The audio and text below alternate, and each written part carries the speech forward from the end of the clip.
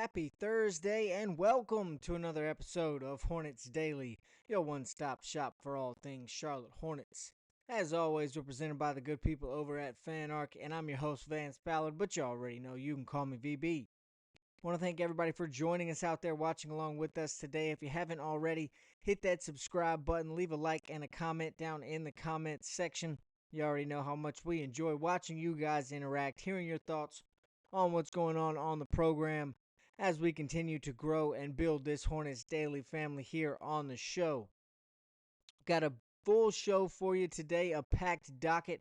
ESPN has released their win projections for all 30 teams in the NBA. The Hornets on that list as well. We'll talk a little bit about the projected win totals from ESPN this season. And will the Hornets be busy at the trade deadline? We've seen them in action in one preseason game. We know we have another one in store for tonight. We're going to talk a little bit about what the Hornets could possibly do at the trade deadline if things don't go as planned with the current roster.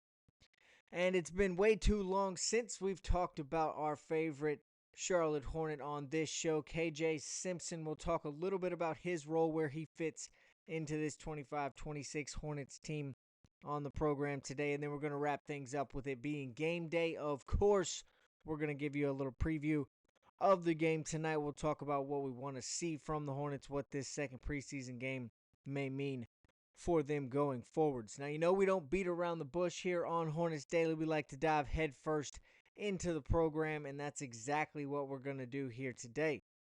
As I mentioned, ESPN has released their win total projections for all 30 teams in the league. Kevin Pelton was the writer who released those projections, and it was broken down by conference. He has the Hornets coming in at 13th overall in the Eastern Conference.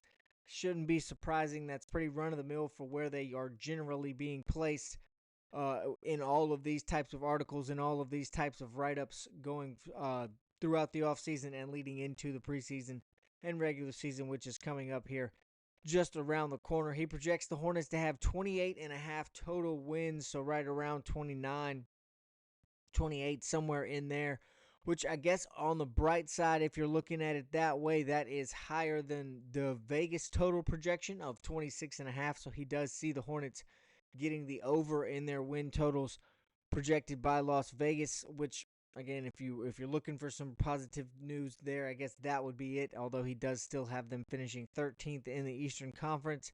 Being better than they're projected, I guess, is a good sign, is some sort of positive momentum going into this regular season. Now, Pelton cites the addition of Colin Sexton as well as the potential season for Brandon Miller as reasons why he thinks the Hornets will be better than last year.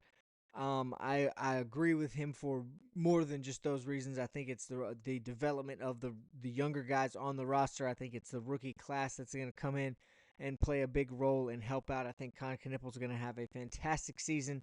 I think Liam McNeely's going to play a big role. Ryan Kalkbrenner is starting to look like he's going to be going to have a bigger impact on this season than we originally anticipated. So I agree with Pelton about Brandon Miller and Colin Sexton, but there are also a myriad of other reasons why the Hornets are going to be better this year than they were last year. One of the other compliments that I took from this article, one of the bigger compliments, one of the more subtle but still impactful compliments that I took away from Pelton's writing and Pelton's article, was the difference in the projection difference in the Hornets at 13 and the Brooklyn Nets at 14. He's got the Nets at 14 in the Eastern Conference coming in with just 18 wins, while the Hornets sit only one position ahead with 28 wins. That's 10 more wins. To me, that shows that he recognizes the difference that we've been trying to, me and the rest of the Hornets fan base has been trying to get everyone to realize throughout this offseason, is that they do not belong in that same tier, in that same bottom category as the actual bottom of the barrel teams in the NBA. I think that Pelton has started to realize there is a gap between the Hornets and what is truly the bottom of the Eastern Conference. A 10-win difference between 13 and 14 lets you know that Pelton does see the improvements that the Hornets have made. He does see the strides they're taking to try and get better, while the teams underneath of them, like the Nets at 14, they they haven't really made those same moves. They don't really have the same promise or the same hope, the same optimism going into their 25-26 season like the Hornets do. So I did take that positive away from this writing as well. I think that if Pelton sees that gap, if he does see a 10-win difference between the 13th and 14th best teams in the conference, or what he thinks are the 13th and 14th best teams in the conference, then at least he does recognize there is a difference in talent, there's a difference in roster, there's a difference in plans and ideas for the season between the actual bottom of the Eastern Conference and the Hornets, who are trying to, kind of in a limbo spot, but trying to get themselves into that other category where they are competing for a playoff spot in the Eastern Conference. Now, of course, you all know that I think 30 plus wins is a more than realistic number for this Hornets team. I think even the 28 and a half I think is a little low. I think they'll be more around 30, 32, 34, somewhere in there this season. I think this is going to be a much better Hornets team than last year. I think they're going to compete for that play-in spot. And it kind of seems like Kevin Pelton over at ESPN is not too far off from that. It doesn't seem like I'm being too crazy, too blindly optimistic in thinking those things. It seems like there's some experts, some insiders that are on a similar path. They think it's going to be close to that 30 wins. I think that's very doable for the Hornets, especially since I'm a little higher on some guys at the center position than most people are. I think they're going to work a little better. I think that's going to create a couple more wins for the Hornets than people actually uh, imagine and other people think it will as well. Now, I could be very wrong about that, and if I am, this next category or this next topic is going to be very prevalent. Will the Hornets be busy at the deadline? It was a busy day for ESPN when it comes to mentioning the Hornets, as Bobby Marks mentioned them in his trade guide for the NBA season as well. In the trade guide, he mentioned the possibility of the Hornets being involved in a 3-team deal at the deadline. He said to be on the lookout for the Hornets, the Jazz, and the Wizards to be involved in some sort of 3-team deal, whether that be a 3-team deal for some players or just trying to dump some salary money, whatever that may be. Now, I think the fan base would be relatively upset with a 3-team deal at the deadline that all it did was dump some salary money for the Hornets, didn't actually make them a move or add them any assets or put them in a better position after the deadline to continue to chase for the playoffs. So I don't think that would be the smart move for the Hornets, but that is something Bobby Marks said to be on the lookout for. Now, as we all know, this is not a new topic. Deadline moves are something we've talked about quite heavily here on the show throughout this offseason, all summer, leading into training camp, leading into the preseason, where we are now. But we know the Hornets also are not commonly a big trade team, whether it be in the offseason or at the deadline. It's just not their MO to make those kinds of moves. As you know, with the exception of trading Terry Rozier to Miami, maybe the biggest trade the Hornets have made in a very long time came this offseason with the acquisition of Colin Sexton. He's one of the bigger names that I can remember the Hornets trading for in quite some time. Again, it's just not something that they do very often, but the culture's changing. The regime is new. The Eastern Conference is in complete disarray right now. And if there was ever a time for the Hornets to make those moves, to come in and be those deadline players and try to add a piece that would make them a real contender or give them a real chance at making a playoff run, now would be that time. This new regime, this new culture that they're trying to implement would be the time to do something like that and to make those kinds of moves. It could be time for a mindset change and to become active at the deadline for the Hornets. That's something that they'll have to take into consideration and focus on as the season unfolds and if things don't go as planned. Now, again, back to what I was saying about the center position, if I am wrong and the guys they have on the roster, the 3 centers that are listed right now, if they don't work out, if they don't go according to plan, if Kalkbrenner isn't taking steps forward like he needs to, isn't developing in real time the way the Hornets need him to, or if Moussa Diabate just can't get it figured out at the center position. Plumlee obviously is going to be all right when he's on the floor, but he's not someone you can lean on for 30, 35 minutes a night. That's just not where he's at in his career anymore. So if I am wrong about these things and the Hornets do need a center, maybe that's the splashy move they go out and make at the deadline. That's the piece they go and get that shows the fan base and the rest of the NBA they are serious about competing. They are trying to win right now. Maybe that is the move they have to make at the deadline to establish themselves in the Eastern Conference as contenders, as a team who wants to make the playoffs. We know they've acquired the assets and the trade pieces to make themselves players at the deadline if that's the route they choose to go. It's just going to be about the development and how it unfolds throughout the beginnings of the regular season leading up to that trade deadline. If the Hornets are on the right path, if things are going the way they want it to, if the centers are playing well, if Con Knipple is fitting in the right way, if Colin Sexton is meshing nicely with LaMelo Ball and Brandon Miller, if LaMelo Ball and Brandon Miller are still healthy, Miles Bridges is playing at a high level, then I think this Hornets team is going to be fine to just relax and hold on to some of those assets to make that big move next year that Jeff Peterson has been talking about all offseason. But if that's not the case, if things look like the wheels are falling off for the Hornets, if they are maybe just right there in need of that one extra piece and it's out there at the trade deadline, then I don't think Charlotte will hesitate to make that move at that point and go out and try and prove they're serious about winning. Now, that's something we've heard Jeff Peterson and Charles Lee say over and over and over again, and I know that they're ready for this rebuild to take that next step into competition, into being a contender, and if they need to make the move at the deadline to do that, I don't think they'll hesitate to do it. I think they'll be more than fine making a trade, being buyers at the deadline, being players that try and make a move and try and get themselves into playoff contention. That's going to be important to keep an eye on. Now, one of the guys who could potentially be a piece in a trade, maybe he does have some value, but I don't think that's the route they're going to go. But someone who could potentially help make the playoff push is KJ Simpson. And as I said at the beginning of the show, it's been way too long since we talked about KJ on Hornets Daily. You know how I feel about him. Very high on KJ Simpson. I think he is an important piece of this Hornets roster. I think not only now, but in the future, he's going to be a key guy. He's played very well in his time with the Hornets. But the question this year is, how does the second-year man fit into the Hornets rotation for this upcoming season?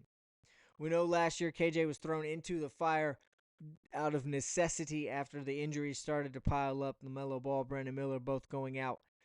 Trey Mann getting hurt required KJ Simpson to play a lot in his rookie year when maybe that was not the original plan. He did play pretty well in his time, though. He averaged 23 minutes per game and 7.8 points per game in his time on the floor last season. He showed flashes during that time of a guy who can be a really solid guard in the NBA. He showed flashes of being much more NBA ready than originally thought, especially as a rookie. So coming into his second year, we know that's only improved. His development has gotten better. And if you've been watching this show throughout the summer, you know how high I was on KJ during the summer league and how high I continue to be on him now. I think he is a potential impact player on this Hornets roster. Now, I'm not sure that impact can be made this season just because of the depth at his position, and if everyone stays healthy, he'll kind of be swallowed up in that depth at the guard position, kind of get caught up in the log jam that I've mentioned several times in the guard room. Now, the good news about that, though, is KJ is on a two-way contract, and he'll certainly spend a lot of time in Greensboro this year. That, however, is a good thing for him, in my opinion. I think it gives KJ a lot of time to develop and to play and to get reps in a live game situation. It's going to benefit him to be playing in games, to be going at that fast pace. The G League is not quite as fast-paced as the actual NBA, but it is not it's no slouch in competition by any means. There is good basketball being played down there, and KJ getting to spend that time developing in actual game situations as opposed to just fighting and scratching and clawing for reps in practice and then spending all of his game time sitting on the end of an NBA bench. I think it is going to benefit him much, much more to be in the G League, to be in Greensboro, to be playing, to be running an offense and commanding a group of guys on a basketball court. That will help him tremendously in the long run. But I'm not saying all this to say he has zero role in the Hornets NBA rotation this year either. I think there is going to be several instances in which we see him don a Hornets jersey and get some meaningful minutes, whether it be due to rest, due to um, roster management, due to just guys being injured. Sorry, I had a little bit of a brain fart there, kind of froze on you. But I think that there will be plenty of instances for KJ to get some time on an NBA roster, but it allows, being on that two-way contract allows for him to do his developing in real game situations, get those live reps, get those live shots, get those live defensive possessions, and not just trying to, like I said, scratch and claw for reps in practice and then rest and then sitting on the bench when the game comes around. It also allows for him to join the NBA team if injuries take place. Excuse me. We know the history with the Hornets, injuries specifically at the guard position. We know LaMelo and his injury history. Brandon Miller has a history of injuries. Trey Mann coming off an injury. Grant Williams, Josh Green still not back yet. So the possibility of injuries in Charlotte are much higher than zero. So that could also allow for KJ to find his way into the rotation and get some time. But it will be, again, coming off of development and getting live game reps. He'll be in game shape. He won't have to there will be no transition period for that if he comes from Greensboro and gets thrust right into the NBA rotation. It's not only good for KJ to be developing that way, but it's also good for the Hornets to know that they have an NBA-ready guard in their holster at any time if the need be. Like I said, we know the injury history. We know that's probably going to happen. We know that's just the way the league goes. It's a long 82-game season. Injuries are going to come up. There's going to be guys that need rest. There's going to be load management situations. So that will be the time for a guy like a KJ Simpson who can play in the NBA, who does have that talent, who does have that ability. Just right now doesn't have that position to be there every night. Now he's going to be able to develop in Greensboro. He'll be able to get some game reps and play in the NBA when he is necessary. Like I said, with the way the league goes, the injury luck of the Hornets, it is pretty likely we'll see KJ in a Hornets jersey more than one time this season. He'll get a lot of reps in the NBA roster, and he's going to make an impact when he does. We know he can come in and run that offense, and there be really no downtick in production. The Hornets offense won't really miss a beat with KJ Simpson on the floor, which is somewhere we could find him tonight. We know that it is game day. KJ Simpson played 10 plus minutes in game one. He scored 10 points, so he looked good in his first outing, but the rest of the team will be joining him tonight as they will face off against the Oklahoma City Thunder for the second time in the preseason. This time, however, it'll be a home game for the defending champions. We know that the Hornets did not fare very well against the Thunder in their first matchup on Sunday, losing 135 to 114. But that's not really the score is not really what we were focused on. We said that we talked about that going into the game here on the show.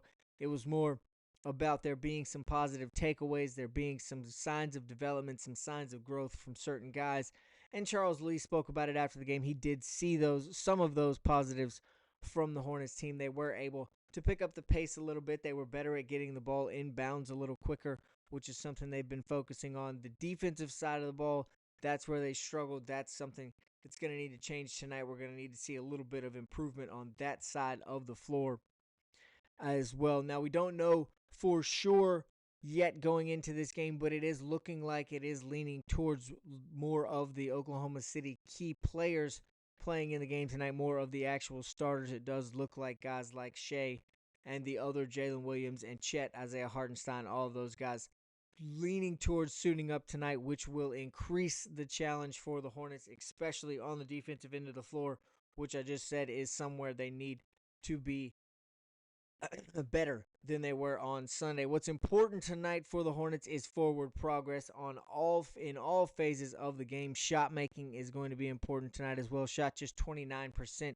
from beyond the arc on Sunday. Going to need to see some more of those fall tonight. Going to need for those shooters to get in rhythm a little earlier and start knocking down some of those shots, build their confidence from the three-point line and mid-range as well. Getting to the basket wasn't as much of an issue for the Hornets. They looked pretty good driving the ball. Guys like Liam McNeely, 7 points at the free throw line. So drawing fouls knocking down, converting those opportunities was not as big of a problem as just making the open shots were on Sunday. Now, communication on the defensive end of the floor, that's something we talked a lot about earlier in the week coming off of the game on Sunday. We know that's where they struggled. Khan had a little bit of issues with communication. Musa looked pretty good individually as a defender, but the team as a whole struggled kind of communicating and getting guys in the right spots. That's going to need to be better tonight. There's going to need to be signs of improvement there, signs that they've been working on that has been a priority, which I don't think is going to be much of an issue just because it's what Charles Lee's been talking about all week. It's what he's said they've been focusing on, and there's no reason not to believe him. And then once again, the shot making that needs to improve tonight as well. I think another one of the interesting things that we're going to have to watch for in preseason game 2 is how Charles Lee handles the rotations tonight. Does he leave the starters in for more minutes, get them some run, get them a little more not experience, but just a little looser in another preseason game going forward as the regular season is getting closer now? Or does Charles Lee continue to let the young guys have the lion's share of the minutes? I think it'll probably be more of that. I think he'll probably want to see more of these young guys on the floor, more of what they have to offer, how they feel in their second NBA game now. Kind of got some of those first game jitters out from underneath them. Guys like Khan, Liam McNeely, Ryan Kalkbrenner, Sion James,